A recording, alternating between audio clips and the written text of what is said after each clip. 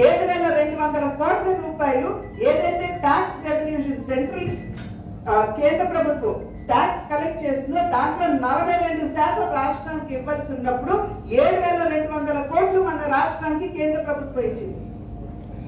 ఇట్లా చెప్పుకుంటూ పోతే ఎన్నో.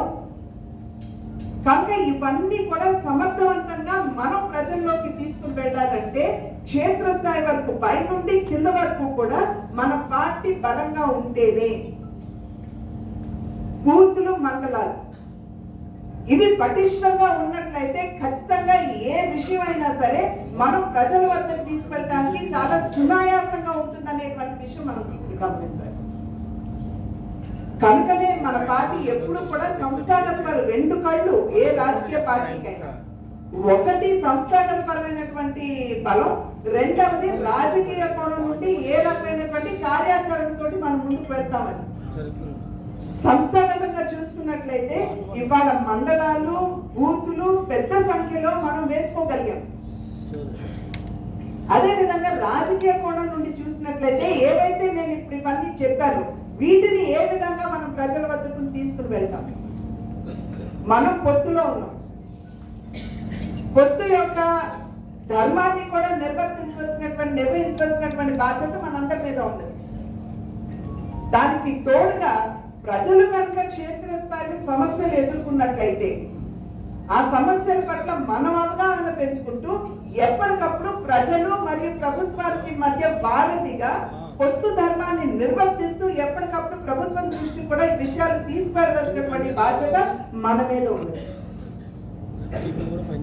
ఇవన్నీ ఎప్పుడు జరుగుతాయి అంటే మనం కింద వరకు కూడా చురుకుగా పనిచేస్తూ ప్రజలతో మమేకమవుతూ ప్రజల్లోకి భారతీయ జనతా పార్టీని తీసుకుని వెళ్తూ ప్రజల సమస్యని ప్రభుత్వం దృష్టికి తీసుకెళ్ళినప్పుడు భారతీయ జనతా పార్టీ బలమైన శక్తిగా అవతరించేటువంటి అవకాశం మన ఆంధ్ర రాష్ట్రంలో ఉంది.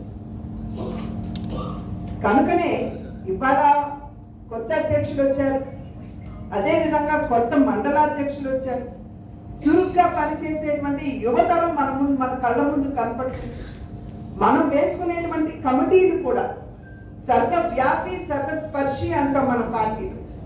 సర్వవ్యాపి అంటే ఒక నియోజకవర్గం ఉన్నది అని అంటే మనం ఆ నియోజకవర్గంలో ఉన్నటువంటి 3-4 మండలాల నుండి ప్రాతినిధ్యం ఉన్నదా లేదా,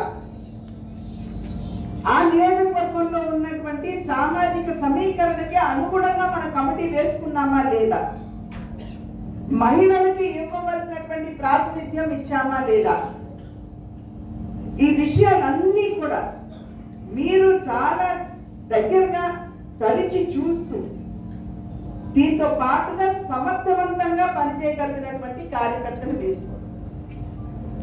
ఇవి గనక మనం మన రాజమండ్రి జిల్లాలో చేసుకోగలిగినట్లయితే ఖచ్చితంగా ఎవ్వరూ భారతీయ జనతా పార్టీని నిలువరించలేరు అని చెప్పి మీ అందరికీ కూడా నేను తెలియజేస్తున్నాను. కనుక ఇవాళ ఒక మంచి సుహృత వాతావరణంలో జిల్లా అధ్యక్షుల యొక్క ఎన్నిక జరిగింది. ఇందాకన్నట్టుగా ఆశించడం తప్పులేదు, నిరాశ చెందడం కూడా సహజం. కానీ ఆ నిరాశను పక్కన పెట్టి మనమందరం కూడా ఇవాళ భారతీయ జనతా పార్టీని బలోపేతం చేయడానికి మనం శక్తి వంచన లేకుండా నడుము బిగించి పని చేయాలి అని చెప్పి అభ్యర్థిస్తూ సోదరులు పిక్కి నాగేంద్ర గారిని, అదే విధంగా కొత్తగా ఎన్నికైనటువంటి మండల అధ్యక్షులందరినీ కూడా పేరు పేరున నేను అభినందిస్తూ నాకు ఈ అవకాశం ఇచ్చినందుకు మీ అందరికీ ధన్యవాదాలు తెలియజేసుకుంటూ సెలవు తీసుకున్నాను. ధన్యవాదాలు.